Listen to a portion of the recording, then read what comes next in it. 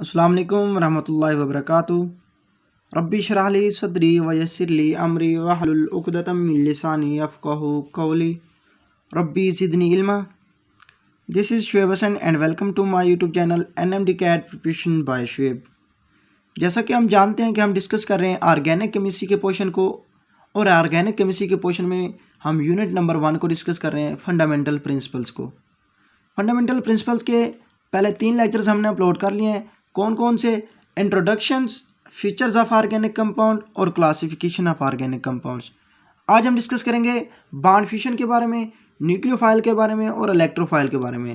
पहले इस वीडियो में हम डिस्कस करेंगे, आपको बताएंगे बॉन्ड फिशन किस तरह की होती है, और नेक्स्ट वीडियो में न्यूक्लियोफाइल, और इससे नेक्स्ट वीडियो में हम इलेक्ट्रोफाइल का तस्करा करेंगे। आज हम डिस्कस करेंगे पहले बॉन्ड फिशन को, कि बॉन्ड फिशन ये वर्ड क्या शो करता है। कोई भी बॉन्ड वो टूटता भी है, बनता भी है ड्यूरिंग अ केमिकल रिएक्शन।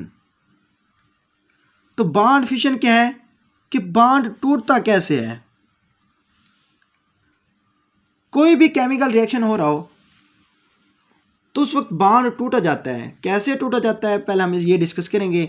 एक होती है होमोलिटिक फिशन, एक होती है heterolytic fission. Homo means same and lytic means atoms की, fission means breakdown between similar atoms. Homo means same, fission means breakdown, यानी कि जो सेम एटम्स या मॉलिक्यूल के दरमियान फिशन हो रही होती है, जो सेम एटम्स पाए जाते हैं या सेम मॉलिक्यूल पाए जाते हैं, उनके दरमियान जो फिशन हो रही थी उसको कहते हैं होमोलिटिक फिशन। और होमोलिटिक फिशन जो की जाती है वो नॉन पोलर बॉन्ड के दरमियान की जाती है, और नॉन पोलर बॉन्ड वो होती हैं जो सिमिलर एटम्स या मॉलिक्यूल से बने होते हैं। इसलिए हम होमोलिटिक फिशन को नॉन पोलर बॉन्ड भी कह सकते हैं, क्योंकि नॉन पोलर बॉन्ड की जब फिशन होगी तो होमोलिटिक फिशन कहलाएगी। अब हम देखेंगे इसमें प्रोड्यूस क्या होते हैं as a product. Free radicals are produce. कोई भी बॉन्ड फॉर्मेशन होती है तो 2 इलेक्ट्रॉन इसमें इन्वॉल्व होते हैं। जैसे हम Cl2, ये क्लोरीन मॉलिक्यूल है, Cl और Cl ये क्लोरीन मॉलिक्यूल है। जब हम इसको ब्रेक डाउन करेंगे या इसको फिशन करेंगे तो 2 में फ्री रेडिकल्स मिलेंगे, एक क्लोराइड फ्री रेडिकल, एक क्लोराइड फ्री रेडिकल। इसलिए होमोलिटिक फिशन में जो प्रोड्यूस होते हैं वो फ्री रेडिकल्स होते हैं, और ये सिमिलर एटम या मॉलिक्यूल्स के दरमियान होती है। ये देखें हमें फ्री रेडिकल्स मिल के जब हमने इसको ब्रेक डाउन किया in the presence of sunlight हो या यूवी लाइट हो या फिर हाई टेम्परेचर हो, इसकी कंडीशन ये है। अब हम देखते हैं कोई सिमिलर मॉलिक्यूल है, जैसे कि CH3, ये क्या है? इथेन है। इथेन की जब हम फिशन कराएंगे, जब हम इसको ब्रेक डाउन करेंगे तो हमें क्या मिलेगा? फ्री रेडिकल्स मिथाइल और फ्री रेडिकल्स मिथाइल। मीन्स है कि 2 में मिथाइल फ्री रेडिकल्स मिल रहे हैं। ये 2 सिमिलर मॉलिक्यूल्स के दरमियान जो फिशन हो रही हो या 2 सिमिलर एटम्स के दरमियान फिशन हो रही हो उसको कहते हैं होमोलिटिक फिशन। जैसा कि हम पहले ही जानते हैं कि जो सिमिलर एटम्स हो उस बॉन्ड को हम कहते हैं नॉन पोलर बॉन्ड। जहाँ डिफरेंट बॉन्ड आ जाए उसको कहते हैं पोलर बॉन्ड। और नॉन पोलर बॉन्ड का जो इलेक्ट्रोनेगेटिविटी डिफरेंस होता है वो 0.0 to 0.4 होता है, आपने ये भी याद रखना है। और homolytic fission occurs in the presence of sunlight होती है, या फिर यूवी लाइट होती है, या फिर हाई टेम्परेचर होती है। इसी तरह इसका जो ऑर्डर ऑफ स्टेबिलिटी होती है, tertiary free radicals are more stable than secondary than primary and then nursery. Nursery में CH3 फ्री रेडिकल्स आ जाते हैं, CH3 फ्री रेडिकल्स। टर्शरी में आगे हम डिस्कस करते हैं, सेकेंडरी को भी आप डिस्कस करेंगे और प्राइमरी को डिस्कस करेंगे। इसी तरह heterolytic fission, hetero means different या dissimilar atoms, lytic means atoms, fission उसकी तोड़ फोड़। जब भी केमिकल रिएक्शन हो रहा होता है, कोई डिफरेंट टाइप्स के एटम से मिलकर कोई मॉलिक्यूल बना हुआ है या कोई कंपाउंड बना हुआ है, जैसे कि HCl है। जब हम इसको हीट करेंगे तो ये हमें H पॉजिटिव देगा और Cl नेगेटिव देगा, H पॉजिटिव और Cl नेगेटिव। तो ये सिमिलर एटम्स तो नहीं है HCl, ये तो 2 डिफरेंट है या 2 डिसिमिलर एटम्स हैं। तो HCl को जब हम हीट करेंगे तो H पॉजिटिव मिलेगा और Cl नेगेटिव मिलेगा। तो मीन्स ये है कि होमोलिटिक फिशन में तो हमें फ्री रेडिकल्स मिलते हैं, बट हेटेरोलिटिक फिशन में हमें आयन्स मिलते हैं। कौन कौन से आयन्स आर प्रोड्यूस? एक कैटायन बनता है और एक एनायन बनता है।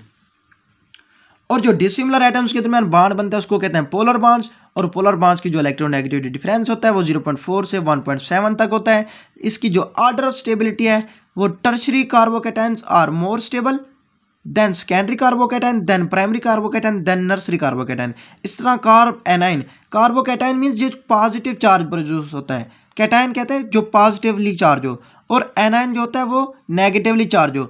अब कार्बोकैटायन का जो स्टेबिलिटी ऑर्डर है इसको इन्वर्स कर दें तो क्या बनेगा, ये कार्ब एनाइन के लिए बन जाएगा।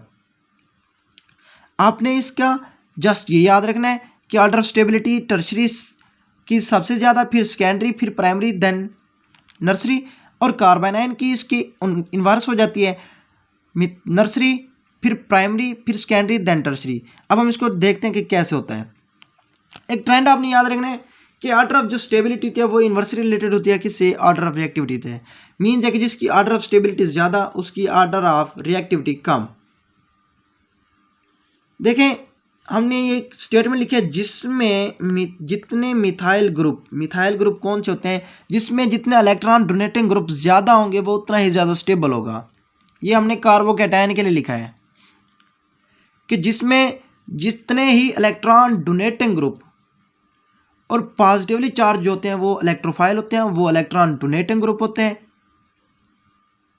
इलेक्ट्रॉन डोनेटिंग ग्रुप जितने भी ज़्यादा होंगे वो उतनी ही ज़्यादा स्टेबल होगा।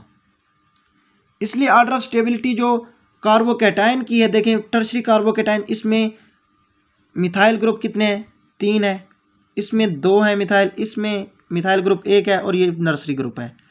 ऑर्डर ऑफ स्टेबिलिटी मैंने क्या बताया, जिसमें जितने मिथाइल ग्रुप होंगे वो उतना ही ज़्यादा स्टेबल होगा। इसमें 3 है तो ये ज़्यादा स्टेबल है, फिर सेकेंडरी होगा, फिर प्राइमरी, फिर नर्सरी। इसलिए इसकी जो ऑर्डर ऑफ रिएक्टिविटी है वो इसके इन्वर्स हो जाएगी, जैसा कि हमने पीछे बताया कि nursery are more reactive, CH3 को हम नर्सरी कहते हैं। अच्छा, फिर ये प्राइमरी, फिर सेकेंडरी एंड देन टर्शरी। आपने इनके ट्रेंड को याद रखना है। Order of stability is inversely related to order of reactivity. अगर आपको ऑर्डर ऑफ स्टेबिलिटी कार्बोकैटायन का पता है तो आप इसके इन्वर्स कर दें कार्बोनाइन की। अगर आपको ऑर्डर ऑफ रिएक्टिविटी पता है कार्बोकैटायन की, आप इन्वर्स कर दें इसके कार्बोनाइन की। इसमें से मोस्ट MCQs पूछे जाते हैं कि वो कोई स्ट्रक्चर बना के दे देता है कि पूछ लेता है कि बताएं ये कौन सा ज़्यादा स्टेबल है या कौन सा ज़्यादा रिएक्टिव है। कार्बोकैटायन से भी दे सकता है, कार्बोनाइन से दे सकता है, या फ्री रेडिकल से भी दे सकता है। बॉन्ड फ्यूजन इतना ही है। अगर आपको कोई क्वेश्चन हो तो आप हमें प्लीज़ बताइए, इंशाल्लाह हम आपको प्रॉपर रिस्पॉन्स करेंगे। अगर आपको हमारी वीडियो अच्छी लगे तो प्लीज़ इसको लाइक कीजिए, कमेंट कीजिए और शेयर कीजिए, और प्लीज़ इसको सब्सक्राइब कीजिए। तब तक के लिए इतना ही, अल्लाह हाफिज़।